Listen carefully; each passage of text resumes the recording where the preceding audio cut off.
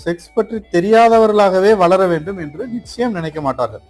அவர்கள் விரும்புவதெல்லாம் குழந்தைகளுக்கு தங்கள் உடலை பற்றிய தெளிவும் பொறுப்பும் ஏற்பட வேண்டும், அன்பு நெருக்கம் இவற்றை முறையான வழிகளில் வெளிப்படுத்த கற்றுக்கொள்ள வேண்டும், உடலையும் உள்ளத்தையும் ஆரோக்கியமாக வைத்துக் கொள்ள வேண்டும் என்பதுதான்.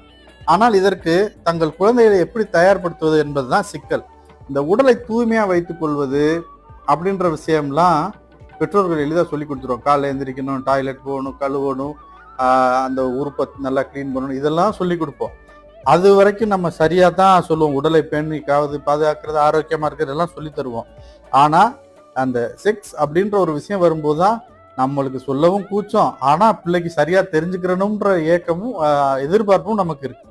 இதற்கு முதல் காரணம் என்னன்னா, அவருடைய பெற்றோர்கள் அவர்களை அப்படி தயார்படுத்தியதில்லை. இதுதான் உண்மை. நம்ம பெற்றோர்கள் இதை பற்றி நம்மகிட்ட பேசினதுல, நம்மளை தயார்படுத்தினதில்லை. அதனால நாம் நம்ம பிள்ளைகள்கிட்ட அதை பற்றி